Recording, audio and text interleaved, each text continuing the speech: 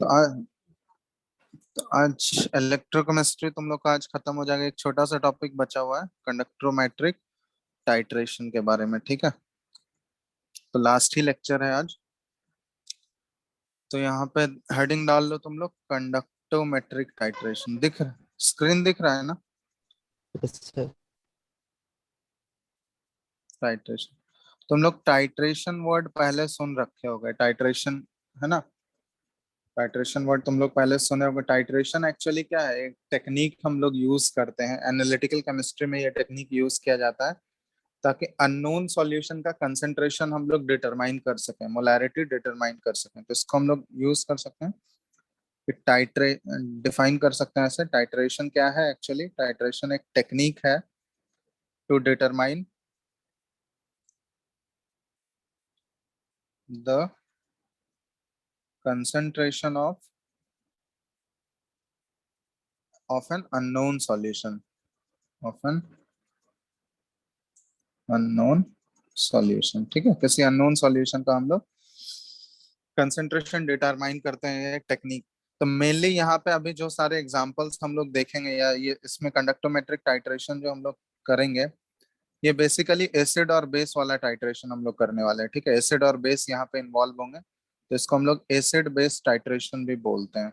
एक एसिड होगा हमारा और दूसरा बेस होगा, उसी में से किसी एक का कंसेंट्रेशन हमारा अननोन होगा जिसको डिटरमाइन करना है। तो यहाँ पे कुछ कुछ टर्म्स होते हैं, जैसे तुम लोग लैब में अगर किए होगे, एक पिपेट ब्यूरेट यूज करते हैं ना, उसमें ये हमारा जैसा ब्यूरेट होता है ना जिसमें रीडिंग्स होता है, देखे हो ऐसा यू शेप्ड ट्यूब जो रहता है, ब्यूरेट नहीं देखे हो लैब में? Yes sir. ठीक है, ये यस सर। देखो, ये कुछ इस टाइप का यू शेप्ड का ट्यूब रहेगा।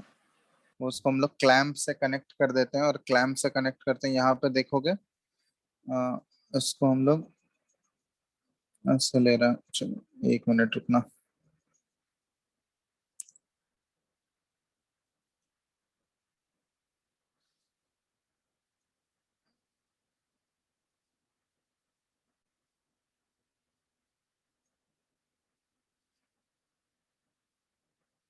ठीक है, ये इस तरह का होता है। यहाँ पे क्लैंप लगा हुआ है, ये ऐसे हम लोग क्लैंप के थ्रू इसको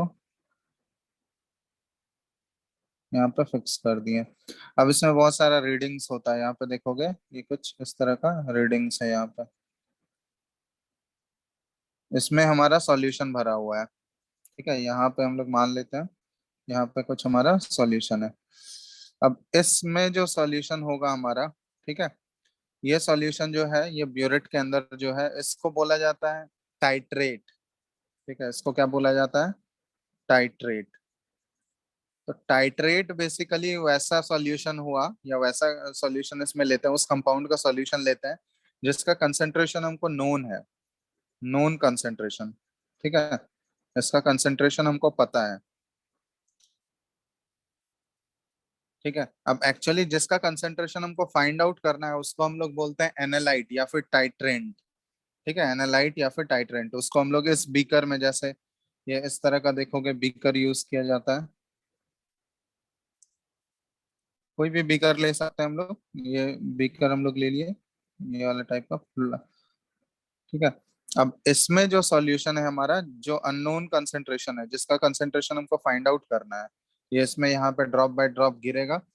तो इसको बोलते हैं हम लोग एनालाइट। एनालाइट या फिर एक और नाम है इसका टाइट्रेंड। ठीक है, टाइट्रेट एंड टाइट्रेंड।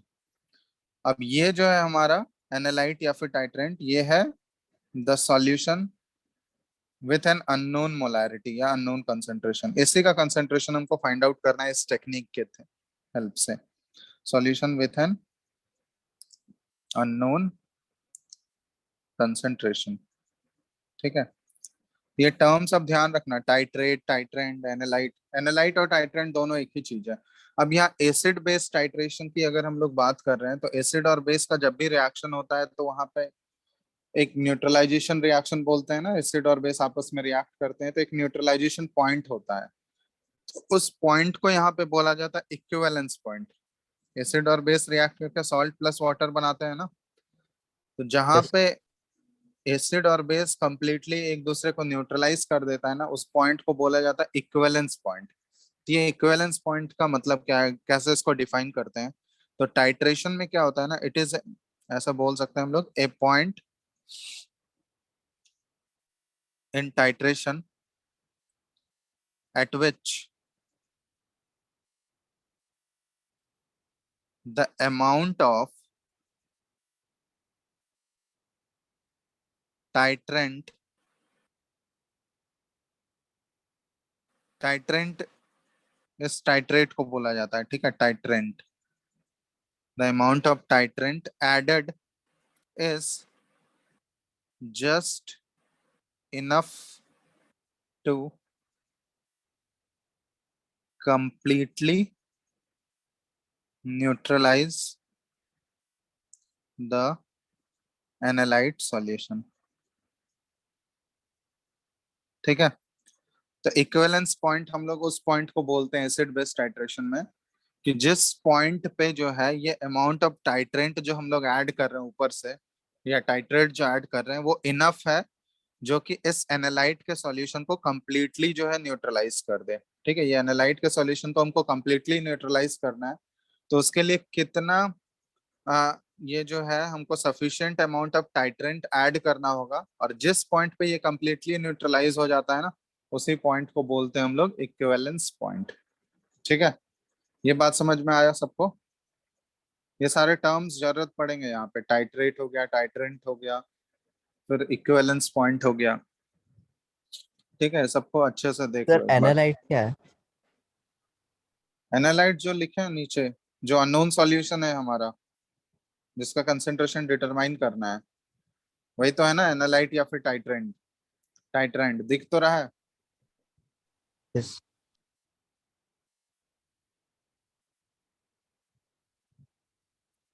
तब यहाँ पे कंडक्टोमेट्रिक टाइट्रेशन का मतलब क्या हुआ, कंडक्टोमेट्रिक टर्म क्यों यूज किया जा रहा है? तो कंडक्टोमेट्रिक टाइट्रेशन का मतलब क्या हुआ कि यहाँ पे हम लोग कंडक्टिविटी मेजरमेंट के हेल्प से इक्विवेलेंस पॉइंट डिटरमाइन करते हैं, या फिर ग्राफ जो है हम लोग वो उसका प्लॉट करेंगे, ठीक है। तो इसको हम लोग बोल सकते हैं कि the titration in which, conductometric titration का मतलब क्या हुआ कि the titration in which concentration of analyte is determined by seeing the change in conductance, ठीक है। कंडक्टेंस के वैल्यू में हम लोग चेंज देख के यहाँ पे ऑब्जर्व करेंगे कि क्या चेंजेस आ रहा है कंडक्टेंस में, उसके बाद कैसे हम लोग उसको डिटरमाइन कर सकते हैं एनालाइट के कंसेंट्रेशन को, ठीक है, by seeing the change in conductance at equivalence point. तो इसी को कंडक्टेंस के चेंज के हेल्प से जो हम लोग टाइट्रेशन अचीव कर रहे हैं, उसी को बोला जाता है कंडक्टोमेट्रिक टाइट्रेशन, ठीक है। यहाँ पे हम लोग कंडक्टेंस के हेल्प से एनालाइट के कंसेंट्रेशन को डिटरमाइन कर रहे हैं, कंडक्टोमेट्रिक टाइट्रेशन, ठीक है। तो इसमें अलग अलग केसेस हम लोग देखेंगे, बहुत सारा केसेस कंसिडर करेंगे, 4-5 केसेस, ठीक है। तो उसमें देखेंगे कैसे हम लोग ग्राफ प्लॉट कर सकते हैं। इसको पहले लिख चुके हो यहाँ तक तुम लोग? दिख रहा है ना स्क्रीन सबको? यस। हेलो, जल्दी फटाफट नोट करो इसको।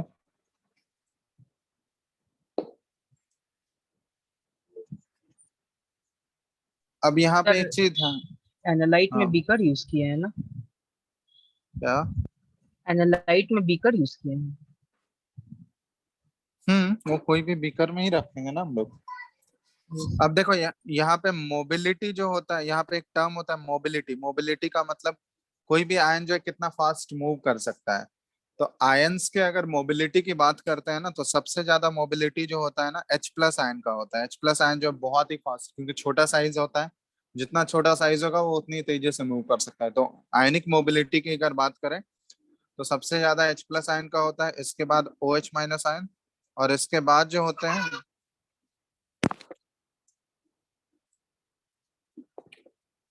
इसके बाद जो होता है, हेलो, आवाज आ रहा है?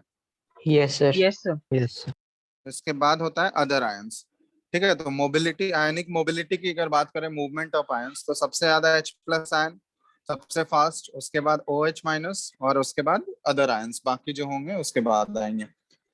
ठीक है, तो यहाँ पे एक्चुअली अब हम लोग डिफरेंट केसेस का ग्राफ देखने वाले हैं। ग्राफ किसके किसके बीच में यहाँ पे प्लॉट किया जाएगा? ये ग्राफ्स जो प्लॉट होंगे, ये कंडक्टेंस, क्योंकि कंडक्टेंस में हमको चेंज मेजर करना है ना, तो conductance versus volume of titrant used, volume of analyte, या फिर इसी को बोलते हैं हम लोग टाइट्रेंट। ठीक है, ये एनालाइट, सॉरी एनालाइट नहीं, वॉल्यूम ऑफ टाइट्रेट यूज्ड,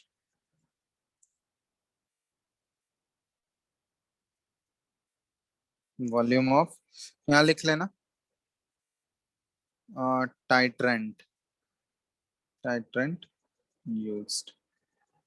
ठीक है, तो कंडक्टेंस किसके किसके बीच में ग्राफ प्लॉटिंग है यहाँ पे, conductance versus volume of titrant used. Titrant क्या है? जो ऊपर से हम लोग ब्यूरेट से डाल रहे हैं, देख रहे हो ना, titrant.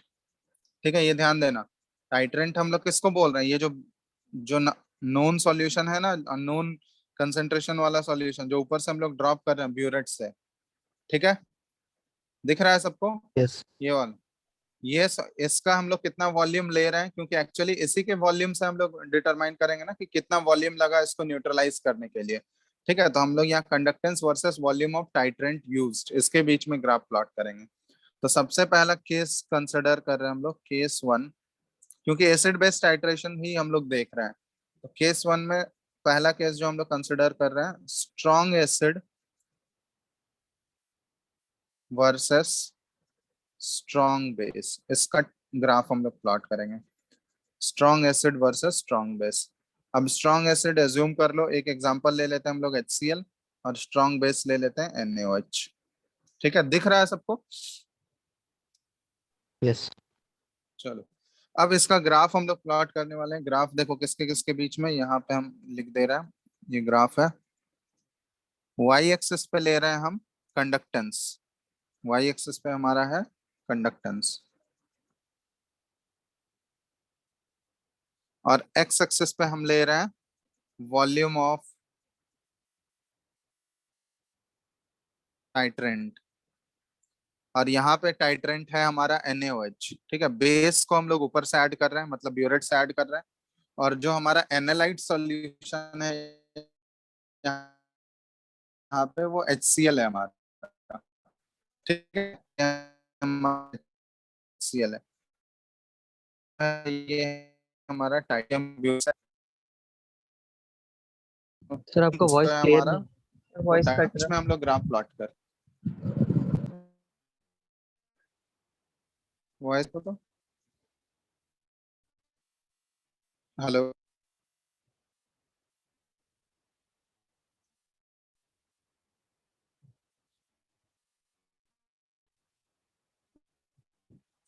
Hello, Yes, sir. Hello, Yes, sir. Yes अभी आ रहा है? Yes, sir. चलो ठीक है, स्क्रीन विजिबल है? Yes, sir. स्क्रीन दिख रहा है ना? चलो, यहाँ पे Y एक्सिस पे हम लोग ले रहे हैं कंडक्टेंस, और हम लोग ले रहे हैं वॉल्यूम ऑफ टाइट्रेंट, और इस केस में हमारा टाइट्रेंट क्या है? टाइट्रेंट हम लोग यूज कर रहे हैं NaOH को, स्ट्रॉन्ग बेस, जो बेसिक सॉल्यूशन है, ये हमारा टाइट्रेंट बिहेव कर रहा है। ठीक है, ऊपर से हम लोग इसको ब्यूरेट से ऐड करेंगे ड्रॉप बाय ड्रॉप, समझ रहे हो बात? अब इसके बीच में हमको ग्राफ प्लॉट करना है। तो इनिशियली देखो, उस बीकर में हमारा जो है, जो बीकर यूज कर रहे हैं, इनिशियली उसमें क्या सॉल्यूशन है हमारे पास, बताओ तो। इनिशियली बीकर में क्या है हमारे पास? HCl सॉल्यूशन ही है सर, यस और नो, बोलो। Yes, sir. हेलो, तो इनिशियली जो है बीकर में सिर्फ HCl सॉल्यूशन है, और HCl सॉल्यूशन हमको पता है ये स्ट्रॉन्ग एसिड है। तो स्ट्रॉन्ग एसिड है, तो ये अपने किस फॉर्म में होगा? H+ आयंस और Cl- के फॉर्म में होगा, यस और नो? यस ये स्ट्रॉन्ग एसिड है तो पूरा पूरा कंप्लीटली, तो जो भी इनिशियल कंडक्टेंस होगा HCl सॉल्यूशन के अंदर बीकर में हमारा जो भी कंडक्टेंस हो रहा होगा वो किसकी वजह से होगा, H प्लस और Cl माइनस की वजह से होगा। ठीक है, H प्लस आयन और Cl की कंडक्टेंस होगा। जैसे ही लोग इसमें NaOH को ऐड करते हैं, एज NaOH इज एडेड, जैसे ही NaOH को ऐड किए इसमें, ऊपर से हम लोग ब्यूरेट से NaOH ऐड किए, तो NaOH क्या करेगा, ये H प्लस और Cl माइनस है इसके साथ रिएक्ट करेगा, ये इसको हम लोग NaOH भी स्ट्रॉन्ग बेस है ना, तो ये भी अपने आयंस में ब्रेक करेगा, यस और नो, Na प्लस और OH माइनस के फॉर्म में रहेगा। समझ आ रहा है बात? सर। ये हमारा इनिशियली था। ठीक है, इनिशियली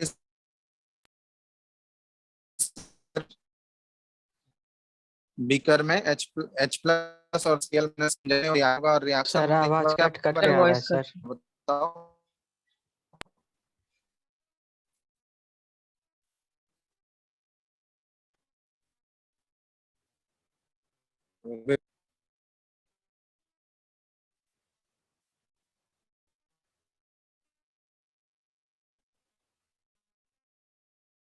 हेलो,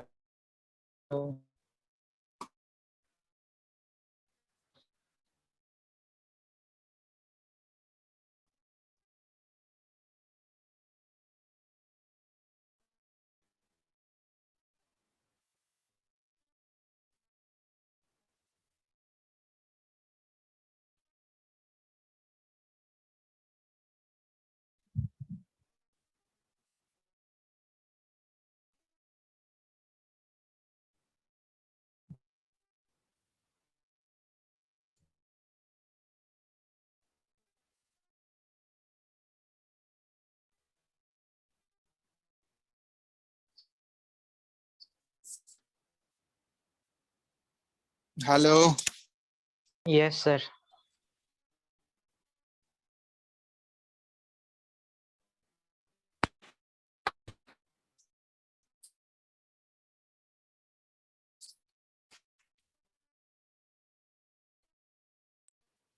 आवाज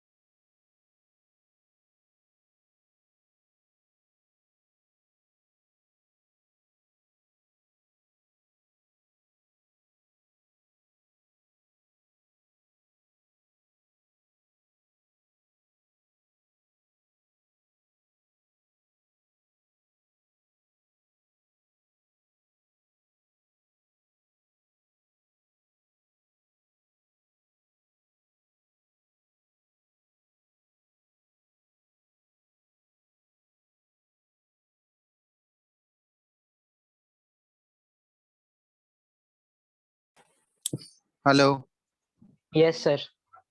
आवाज बिल्कुल नहीं आ रहा है क्या? यस सर अभी आया सर। भी आया, अभी देखो कट कट के आ रहा है, बताओ, क्योंकि बारिश हो रही है यहाँ पे बहुत तेज, इसलिए दिक्कत हो रहा है। देखो तो अभी आ रहा है क्लियर या कट कट के आ रहा है? यस सर अभी आया। से ठीक आ रहा। अभी ठीक है? Yes yes. चलो देखते हैं जहां तक होता है क्लास, लोगों शेयर करते हैं स्क्रीन।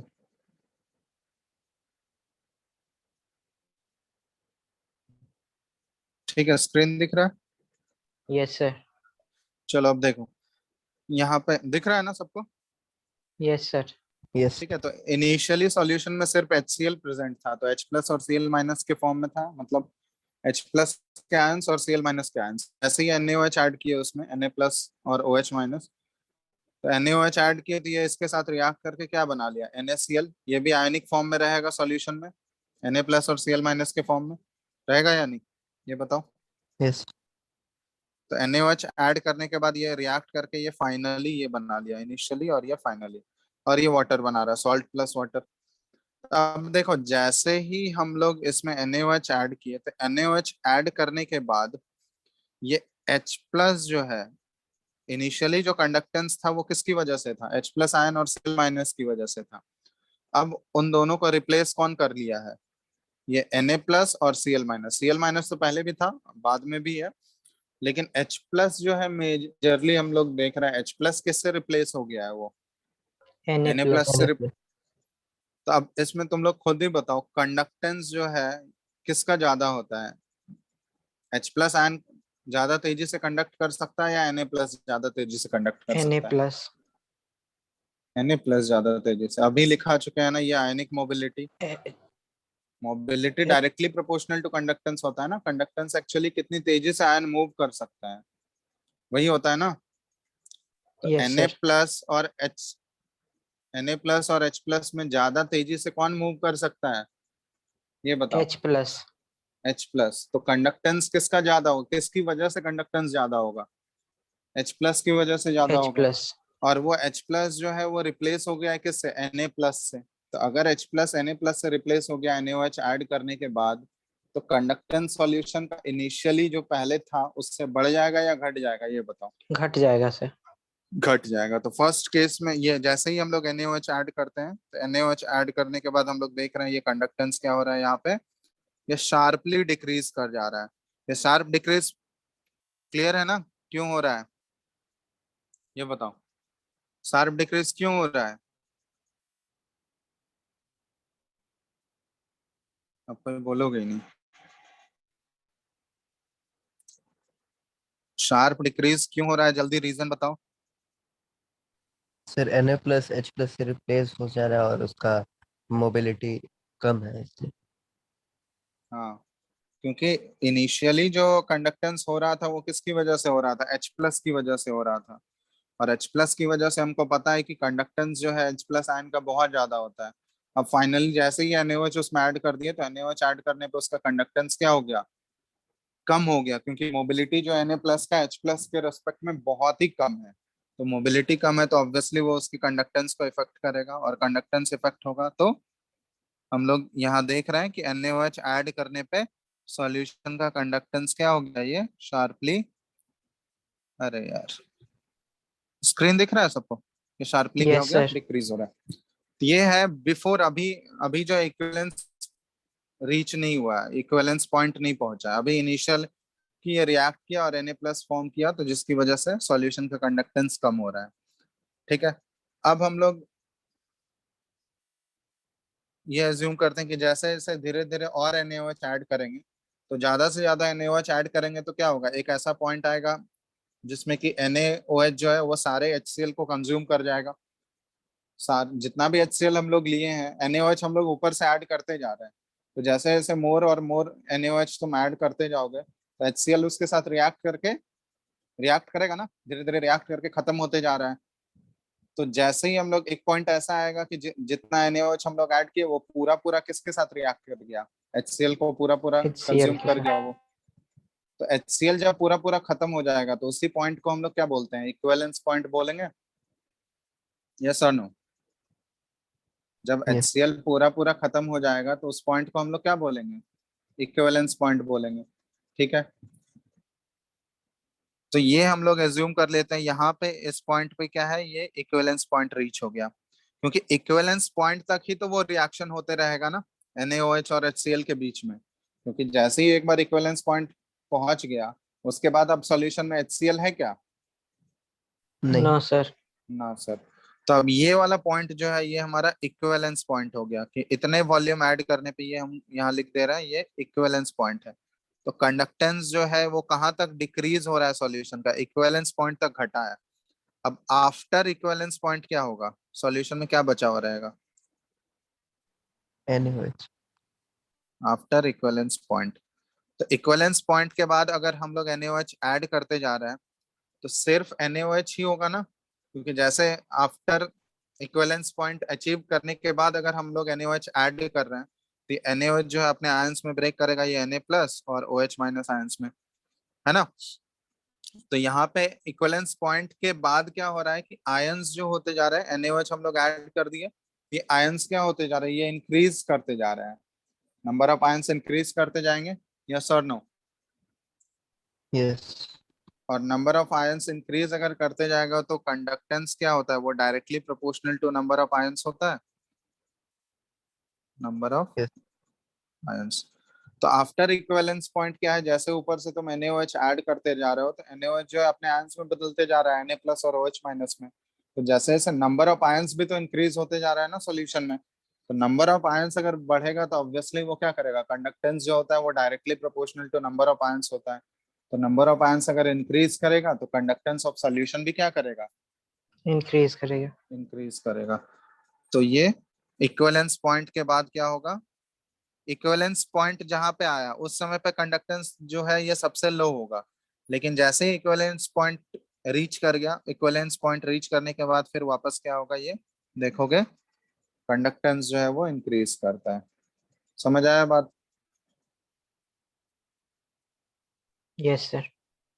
ग्राफ समझ आया या नहीं, ये बताओ। Yes sir.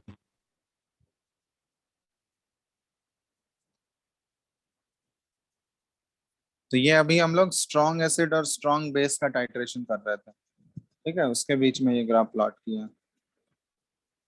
क्लियर है ये ग्राफ? Yes sir. तो सेकंड, ये अगर रीजन 2 हम लोग एज्यूम कर लेते हैं और ये रीजन 1 है हमारा, तो रीजन 2 में कंडक्टेंस क्यों बढ़ रहा है बताओ, रीजन 2 में कंडक्टेंस इंक्रीज क्यों होने लगा? Na प्लस के आ जाने सर। Na प्लस और OH माइनस दोनों आ रहा है ना, जैसे ही NaOH ऐड कर रहे हैं तो अब वो HCl तो वहां पे बचा नहीं है, HCl नहीं बचा है तो वो HCl के साथ अब रिएक्ट थोड़ी ना कर सकता है, अब वो अपने आयंस में ही नो टूटते सर। जाएगा ना NaOH ऐड करोगे तो यहाँ पे हम लोग लिख सकते हैं conductance will increase due to the presence of more number of ions in the solution।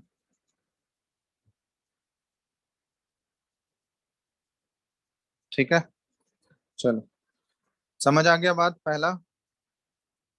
Yes sir. चलो, तो केस 1 था हमारा strong acid versus strong base, case 2 ले रहे हैं हम। यहाँ पे देखो, फटाफट देखते जाओ, आसान चीज है। Case 2, weak acid versus strong base, weak acid versus strong base, ठीक है। अब वीक एसिड में हम लोग एज्यूम कर लेते हैं एक एग्जांपल CH3COH एसिटिक एसिड, और स्ट्रॉन्ग बेस में NaOH, वही सोडियम हाइड्रोक्साइड। अब ये NaOH जो है यहाँ पे हमारा टाइट्रेंट है, ठीक है, ये ऊपर से हम लोग ऐड कर रहे हैं। अब यहाँ पे ग्राफ प्लॉट कर रहे हैं, तो यहाँ पे ग्राफ का नेचर कैसा आएगा बताना तुम लोग, ग्राफ का नेचर कैसा आने वाला है। वाई एक्सेस पे देखो, वाई सेम वैसा ही ग्राफ है, वाई एक्सेस पे हम लोग कंडक्टेंस ले रहे हैं और एक्स एक्सेस पे हम लोग ले रहे हैं वॉल्यूम ऑफ NaOH जो टाइट्रेंट है हमारा, ठीक है, टाइट्रेंट का वॉल्यूम। अब देखो यहाँ पे NaOH हम लोग ऊपर से ऐड कर रहे हैं, ठीक है, इस केस में बताना क्या होगा, weak acid versus strong base, बताओ कोई भी। सिर्फ पहले इंक्रीज होगा। पहले इंक्रीज होगा, क्यों? सर पहले डिक्रीज फिर sharp increase.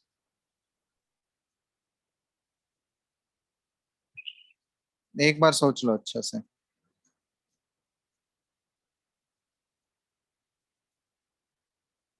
Weak acid versus strong base ले रहे हैं, ठीक है। तो देखो इनिशियली क्या है हमारा, ये एक्चुअली देखो जैसे ही NaOH तुम ऐड करोगे तो यहाँ पे रिएक्शन किस टाइप का हो रहा होगा, CH3COOH हमारा। अब ये तो वीक एसिड है, ठीक है। तो वीक एसिड एक्चुअली में क्या करेगा बताओ।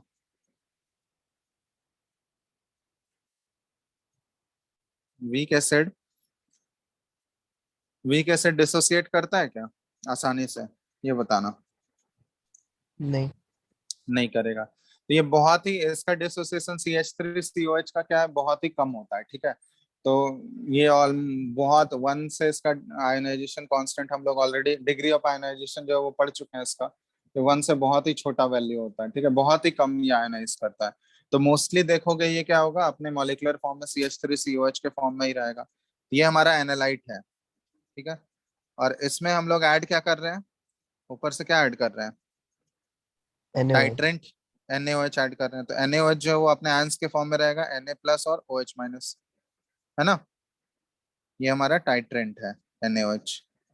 अब ये इसके साथ रिएक्ट करेगा, रिएक्ट करने के बाद क्या बनेगा बताओ। रिएक्शन होने के बाद यहाँ पे एसिड प्लस बेस का रिएक्शन है, तो एक सॉल्ट बनेगा। सॉल्ट क्या बनता है, CH3CO माइनस और प्लस Na प्लस, यही बनेगा सोडियम एसिटेट। अब ये भी यस। सॉल्ट है, तो ये स्ट्रॉन्ग इलेक्ट्रोलाइट है, तो अपने आयंस में पूरा पूरा टूट जाएगा ये। और प्लस क्या बनेगा, यहाँ पे वाटर बनेगा, ठीक है। अब यहाँ पे हम लोग देख रहे हैं कि ये जो है CH3COONA, ठीक है। तो इनिशियली हमारे पास बीकर में CH3COOH था सिर्फ। इनिशियली हमारे पास बीकर में क्या था, वो वीक एसिड था। और वीक एसिड हमको पता है कि वो बहुत ही कम आयोनाइज होता है। तो मोस्टली वो देखोगे मोर देन ऑलमोस्ट 99% वो किस फॉर्म में रहेगा, अपने मॉलिक्यूलर फॉर्म में ही रहेगा, CH3COH के फॉर्म में रहेगा। यस और नो, यस सर। ठीक है। तो ये इजिली डिसोसिएट नहीं करता, इजिली डिसोसिएट नहीं करता है, तो इसका कंडक्टेंस क्या है, इनिशियली कम है, कंडक्टेंस कम रहेगा, ठीक है। तो जैसे ही मतलब ये NaOH हम लोग ऐड किए, जैसे ही मान लो NaOH हम लोग ऐड किए, तो NaOH ऐड करने से क्या होगा, इसके साथ रिएक्शन होगा, और रिएक्शन करने से क्या प्रोड्यूस करेगा बताओ, सोडियम एसिटेट। Sodium acetate. अब सोडियम एसिटेट जैसे ही प्रोड्यूस किया, यहाँ पे नंबर ऑफ आयंस क्या हो जाएंगे, ये इंक्रीज कर जाएंगे। क्योंकि यस इनिशियली सर। देखो CH3COH था जो कि मॉलिक्यूलर फॉर्म में ही था हमारा, लेकिन जैसे ही ये सॉल्ट बना तो सॉल्ट में तो आयंस प्रोड्यूस हो रहे हैं ना यहाँ पे। यस और नो। Yes sir.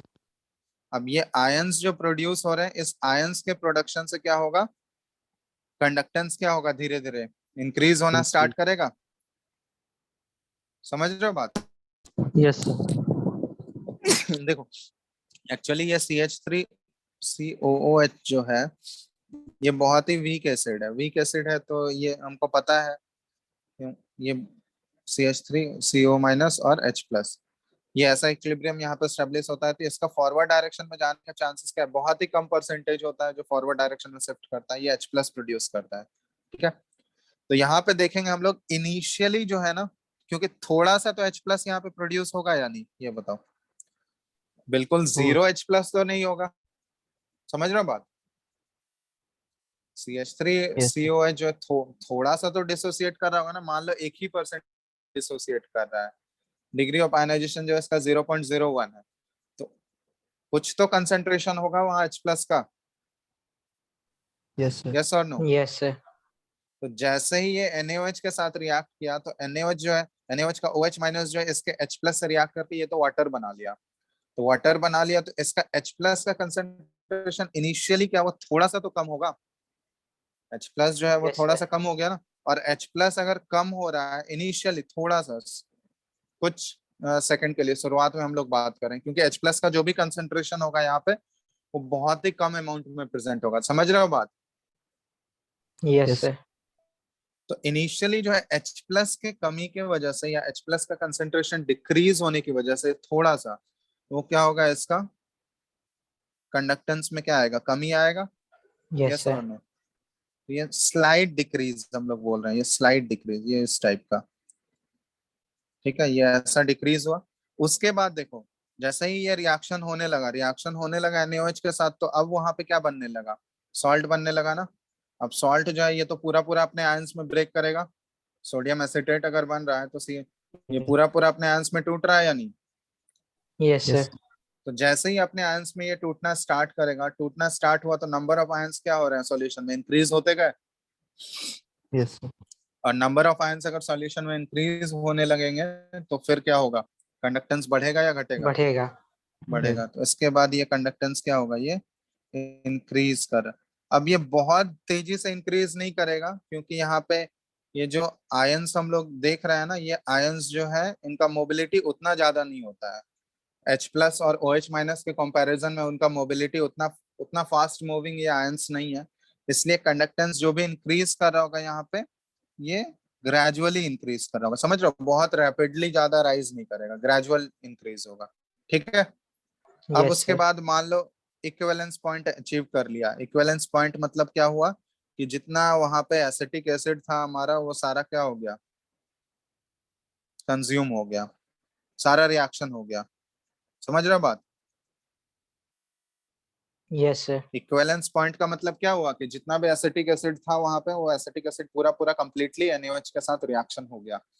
अब इक्विवेलेंस पॉइंट अचीव करने के बाद अगर हम लोग क्या किए, उसमें NaOH ऐड किए, उसके बाद फर्दर अगर NaOH ऐड करें, ठीक है, ये कुछ ऐसा कर लो, ठीक है, बहुत ही स्लाइड कर लेते हैं, ठीक है।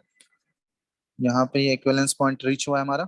अब इक्विवेलेंस ऐड करने के बाद, इक्विवेलेंस पॉइंट अचीव करने के बाद अगर NaOH ऐड हो रहा है तो उसके बाद क्या होगा बताओ, और आफ्टर इंक्रीज इक्विवेलेंस। करेगा सर।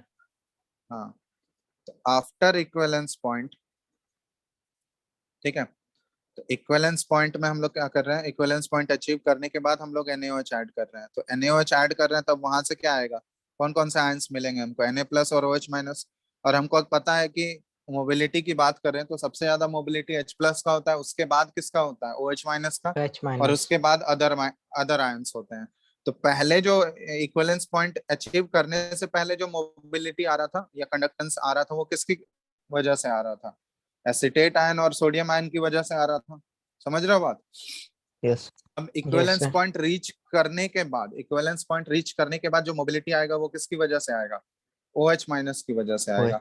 अब इन दोनों में बताओ तुम लोग खुद, इन दोनों आयंस में अगर कंपेयर करेंगे तो मोबिलिटी किसका ज्यादा है, OH OH minus. minus. OH minus का।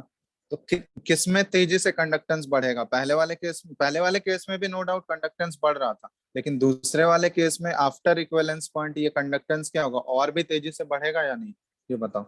Yes, sir. क्योंकि नंबर ऑफ आयंस तो बढ़ रहे हैं, लेकिन नंबर ऑफ आयंस बढ़ने के साथ साथ जो मोबिलिटी आ रहा है या जो कंडक्टेंस आ रहा है वो किसकी वजह से आ रहा है, OH माइनस आयंस की वजह से आ रहा है। और OH माइनस आयंस की वजह से आ रहा है, तो यहाँ पे कंडक्टेंस जो राइज होगा ये शार्प राइज होगा। इससे ज्यादा शार्पली ये देखोगे, ये कुछ इस तरह से हम लोग कर लेते हैं, ये कुछ इस तरह से शार्पली देख रहे हो ना, शार्प राइज। समझ रहे हो बात? Yes, Yes. sir. ये जो राइज था ये ग्रेजुअल राइज था, उतना ज्यादा शार्प नहीं था। लेकिन ये वाला जो NaOH की वजह से जो राइज करेगा, ये शार्प राइज होगा।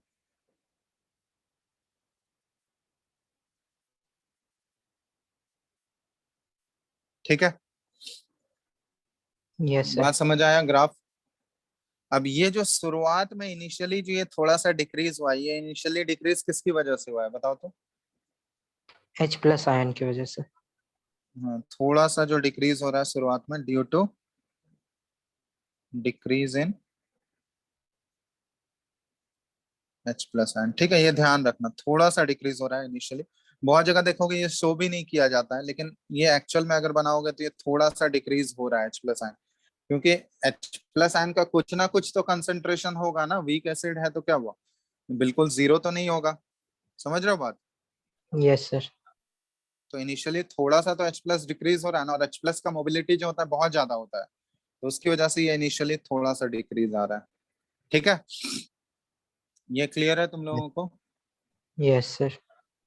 चलो, तो केस 2 हो गया हमारा, weak acid versus strong base.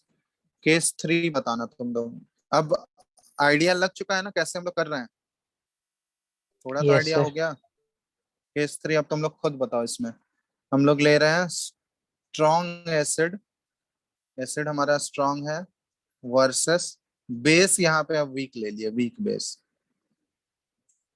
अब इसमें एग्जांपल स्ट्रॉन्ग एसिड में चलो HCl ले लेते हैं और वीक बेस में हमारा NH4OH ले लेते हैं। ठीक है, तो वीक बेस ऊपर से ऐड हो रहा है, ये हमारा टाइट्रेंट है जो ऊपर से हम लोग ऐड कर रहे हैं इसको। ठीक है, अब यहाँ भी वैसा ही ग्राफ हमको प्लॉट करना है। ग्राफ किसके किसके बीच में प्लॉट हो रहा है हमारा, यहाँ पे वॉल्यूम ऑफ, ये NH4OH ले रहे हैं हम लोग, वीक बेस। ठीक है, ये टाइट्रेंट है हमारा, और वाई एक्सिस पे हमारा कंडक्टेंस है। बताओ तो ग्राफ का नेचर कैसा आने वाला है। सर पहले slide decrease decrease for long time होगा, उसके बाद थोड़ा सा इंक्रीज हो। थोड़ा सा इंक्रीज होगा या कांस्टेंट हो जाएगा, चलिए बताओ। लास्ट में तो सर OH माइनस की वजह से फिर तो वो हल्का सा इंक्रीज होगा आंसर। चलो यहाँ देखो, यहाँ पे एक्चुअली क्या हो रहा है, स्ट्रॉन्ग एसिड है, तो स्ट्रॉन्ग एसिड है तो ये क्या होगा, H+ हमारा पूरा पूरा रहेगा यहाँ पे। ठीक है, H+ और Cl-, समझ रहे हो बात। ये यस सर। हमारा yes sir. एनालाइट है, इसमें H+ और Cl-। अब इसमें हम लोग NH4OH ऐड किए, टाइट्रेंट। अब NH4OH टाइट्रेंट ऊपर से ऐड कर रहे हैं। अब NH4OH हमको पता है ये क्या है, वीक बेस है, तो वीक बेस है तो उसका आयोनाइजेशन तो बहुत ही कम होगा, समझ रहे हो बात। Yes sir. तो उसको जनरली हम लोग 99% वो अपने मॉलिक्यूलर फॉर्म में ही रहेगा, NH4OH। अब जैसे ही ये रिएक्शन होगा इन दोनों के बीच में, एसिड प्लस बेस का रिएक्शन होगा, क्या बनेगा प्रोडक्ट, NH4+ और Cl- और प्लस वाटर, क्योंकि ये जो सॉल्ट बनाएगा, सॉल्ट तो स्ट्रॉन्ग इलेक्ट्रोलाइट है ना, यस सर। स्ट्रॉन्ग इलेक्ट्रोलाइट है, तो ये क्या होगा, अपने आयंस में डिसोसिएट करता है पूरा पूरा। अब यहाँ देखो, इनिशियली जो हमारा कंडक्टेंस था, ये इनिशियल कंडक्टेंस H+ और Cl- की वजह से था इनिशियली। अब ये जो रिएक्शन होने के बाद किससे रिप्लेस हो गई, NH4+ और Cl- से रिप्लेस हो गया। तो ये H+ आयन जो है यहाँ पे, ये किससे रिप्लेस हो गया, ये बताओ। NH4 NH NH4+, क्योंकि Cl- तो पहले भी था, बाद में भी है, तो कंडक्टेंस क्या होगा, बहुत रैपिडली डिक्रीज कर जाएगा, यस और नो, क्योंकि H+ yes का मोबिलिटी जो होता है, उसकी वजह से जो कंडक्टेंस होगा वो बहुत ज्यादा वैल्यू होगा एज कम्पेयर टू NH4+। तो कंडक्टेंस क्या होगा, बहुत ज्यादा शार्पली डिक्रीज करेगा या नहीं, ये बताओ। ये समझ आ रहा है बात, yes sir. क्यों डिक्रीज हुआ, क्यों डिक्रीज हुआ बताओ। H+ के खत्म होने से सर।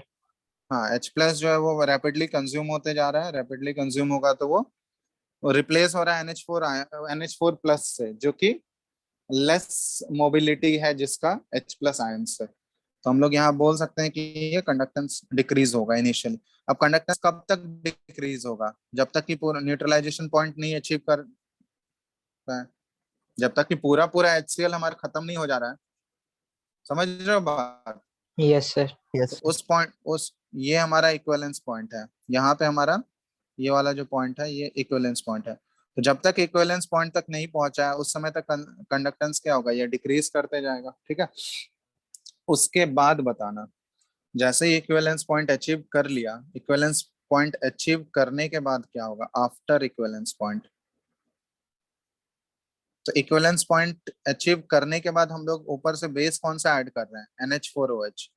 और NH4OH अगर बेस ऐड कर रहे हो, ये अपने आयंस में डिसोसिएट करेगा क्या, NH4+ और OH- में, yes बोलो। ये तो वेरी वेरी लेस होगा ना, समझ रहे हो बात। yes ये स्ट्रॉन्ग बेस थोड़ी ना है, ये एक वीक बेस है। और यहाँ पे एक कॉमन आयन इफेक्ट भी तो लग रहा है, किसका कॉमन आयन इफेक्ट लगेगा, NH4Cl भी तो प्रेजेंट है वहां पे, yes है ना। अम, अमोनियम क्लोराइड सॉल्ट भी तो सॉल्यूशन में है ही। अब ये अमोनियम आयन ऑलरेडी पहले से ही प्रेजेंट है, तो ये कॉमन आयन के प्रेजेंस में ये वीक बेस का डिसोसिएशन क्या हो जाएगा, एक तो ऑलरेडी ये कम डिसोसिएट कर रहा था, और इस कॉमन आयन के प्रेजेंस में इसका डिसोसिएशन और भी क्या हो जाता है, डिक्रीज कर जाता है। सर यस और नो, समझ रहे हो बात? कॉमन आयन इफेक्ट, तो कॉमन आयन इफेक्ट की वजह से इसका डिसोसिएशन क्या हो जाएगा, बिल्कुल ना के बराबर हो जाएगा, बिल्कुल जीरो के बराबर, ऑलमोस्ट। ठीक है, कंप्लीटली जीरो तो नहीं होगा, बिल्कुल जीरो हम लोग बोल सकते हैं। तो इसका मतलब जो NH4OH हम लोग ऐड कर रहे हैं इक्विवेलेंस पॉइंट अचीव करने के बाद, वो NH4OH अपने आयंस में टूट रहा है क्या, टूट पा रहा है? नहीं। नहीं। तो नंबर ऑफ आयंस में कोई इंक्रीमेंट होगा क्या after equivalence point? No sir. अगर नंबर ऑफ आयंस में कोई इंक्रीमेंट नहीं हो रहा है तो तो कांस्टेंट हो जाएगा कंडक्टेंस क्या फिर। हो जाएगा, कांस्टेंट हो जाएगा। Yes sir. समझ गए बात? Yes sir. क्लियर है या नहीं? Yes sir. देख लो एक बार अच्छे से।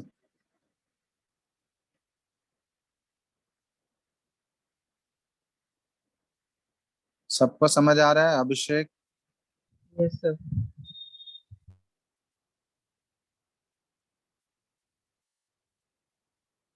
ये तीसरा केस हम लोग लिए थे, strong acid versus weak base. तीनों केस क्लियर है ना? कोई डाउट है किसी में इन तीनों में? बताओ, इन तीनों में कोई डाउट है अभी तक? No sir. No sir. चलो, अब नेक्स्ट केस ले रहे हैं हम लोग, किसका? चौथा क्या हो जाएगा? Weak acid weak base. Weak acid versus weak base. ठीक है, केस 4।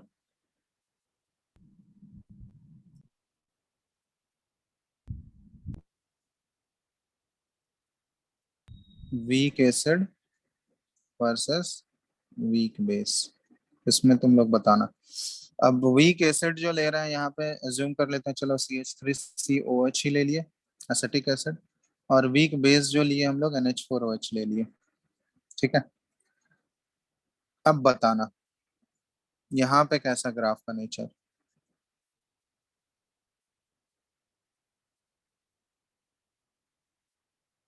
अब इतना आइडिया लग चुका है कि अब तुम लोग खुद ही बता सकते हो। यहाँ पे हम लोग टाइट्रेंट यूज कर रहे हैं NH4OH, हमारा टाइट्रेंट है, और वाई एक्सिस पे हम लोग ले रहे हैं कंडक्टेंस।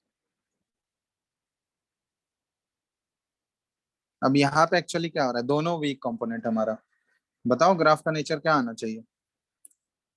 अब CH3COOH, ठीक है, ये भी जनरली मॉलिक्यूलर फॉर्म में रहेगा, वीक बेस वीक एसिड है तो, और ये NH4OH, ये हमारा एनालाइट है और ये हमारा टाइट्रेंट है। इन दोनों के बीच में रिएक्शन होगा, रिएक्शन होने से क्या बनेगा प्रोडक्ट, बताओ। CH अमोनियम एसिटेट ना, यस सर। और ये सॉल्ट है तो अपने आयंस में पूरा पूरा ब्रेक कर गया, और H2O। ठीक है, अब देखो एक इक्विलिब्रियम यहाँ पे ये भी आ रहा है, CH3COH जो है ये H+ और एसिटेट आयन। देखो तो ये दोनों तो जनरली पहले इनिशियली जो हमारा है, इनिशियली हमारा एनालाइट है CH3COH जो कि डिसोसिएट नहीं करता है, मतलब जिसका डिसोसिएशन जो है बहुत ही कम होता है। यहाँ पे जो H+ आ रहा होगा वो क्या है, हमारा बहुत कम कंसेंट्रेशन होगा H+ का। यस और no? Yes sir. Yes sir. तो जो भी कम कंसेंट्रेशन होगा यहाँ पे, वो क्या होगा, NH4OH जैसे ही ऐड किया तो NH4OH उसके साथ रिएक्ट करेगा या नहीं करेगा?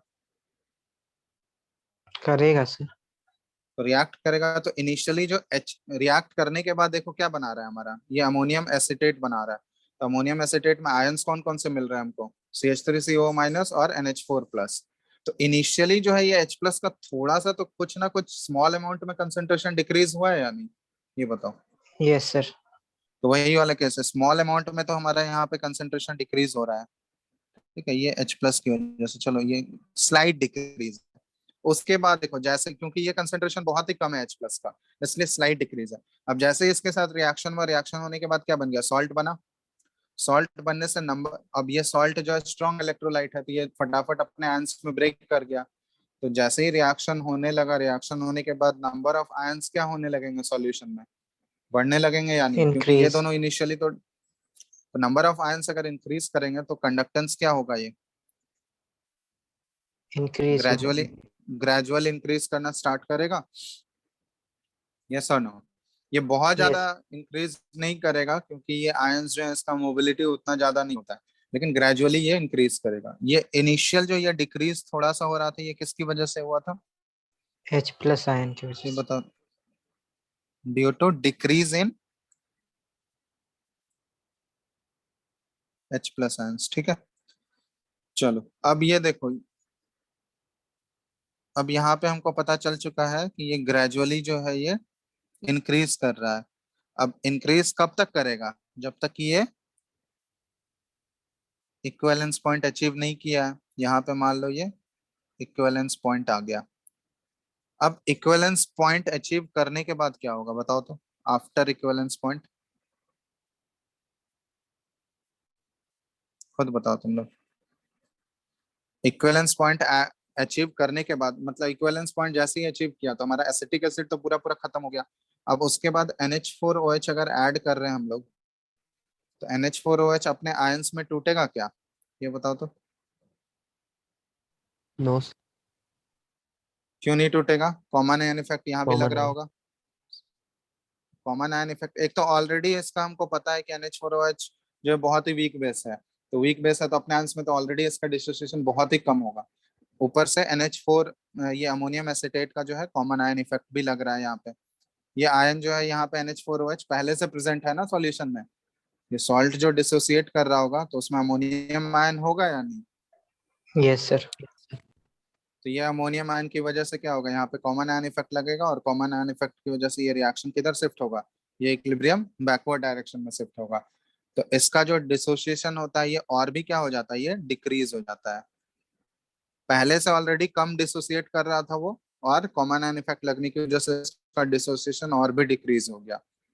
तो आफ्टर इक्विवेलेंस पॉइंट वो कोई एक्स्ट्रा आयंस वो प्रोड्यूस कर पा रहा है क्या, ये बताओ। No no sir. तो एक्स्ट्रा आयंस अगर प्रोड्यूस नहीं कर पा रहा है तो इक्विवेलेंस पॉइंट रीच करने के बाद कंडक्टेंस क्या हो जाएगा, कांस्टेंट हो कांस्टेंट। जाएगा।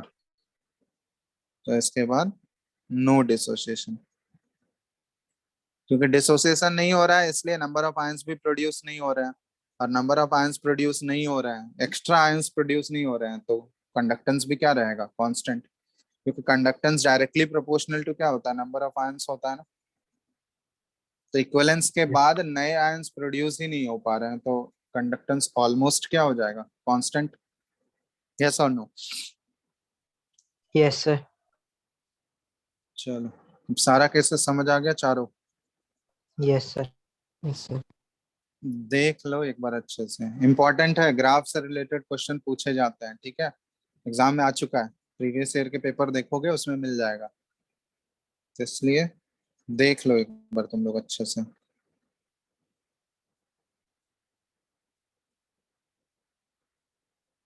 चारों केसेस देख लो एक बार, कोई डाउट है तो बताओ। तुम लोग को होमवर्क के लिए हम एक केस दे रहे हैं, ठीक है, होमवर्क है, तुमको करना है titration mixture of strong and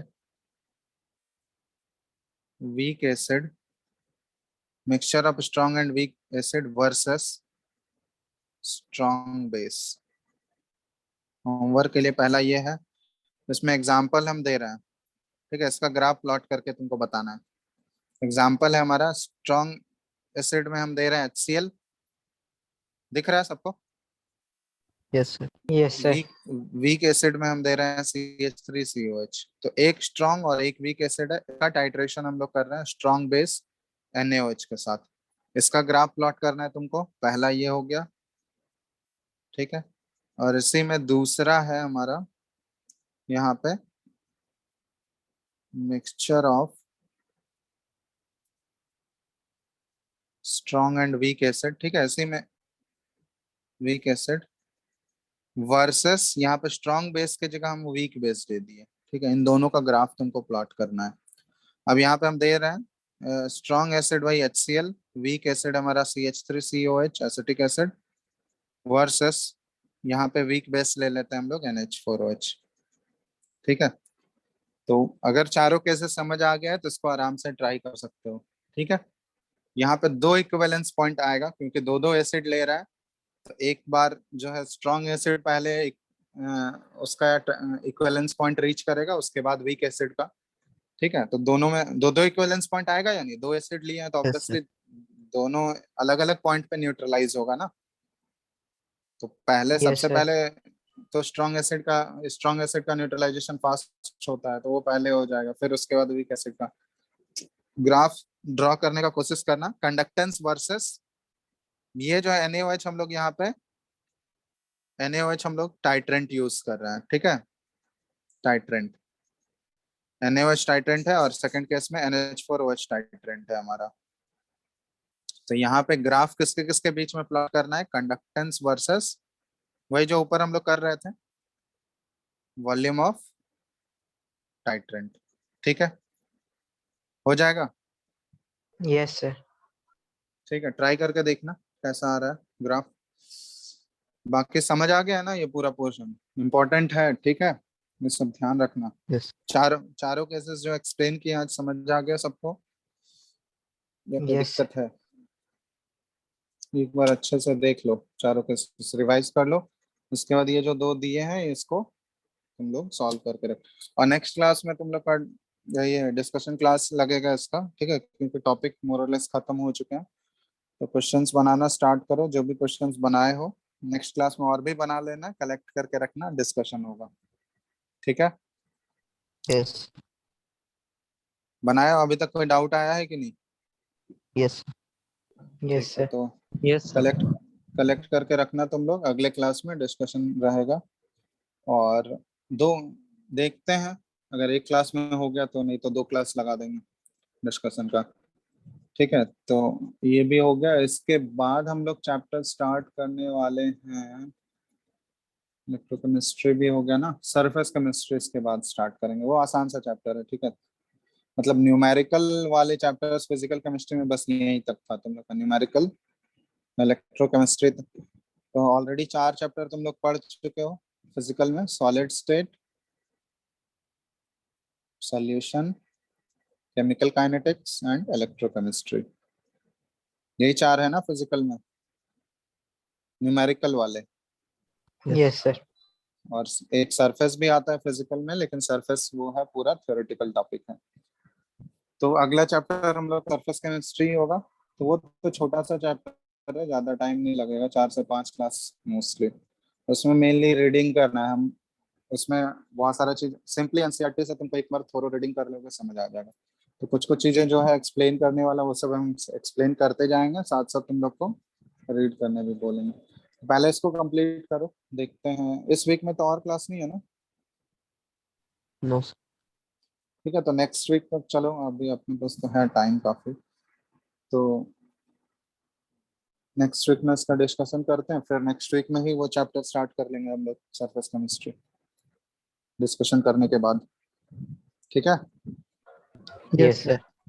चलो, तो तुम लोग बनाना स्टार्ट करो, बनाओ आराम से, जो भी डाउट होगा वो अगले क्लास में। अभी है 2-3 दिन टाइम है तुम लोग के पास, सैटरडे संडे है, मंडे, अब देखो नेक्स्ट वीक में कब लगता है, तो बना लो क्वेश्चंस आराम से, ठीक है। Yes, sir. चलो, Yes, sir. चलो फिर एंड कर रहे हैं बाकी, Thank you, sir. Thank you, sir. Thank you, sir. ठीक है, थैंक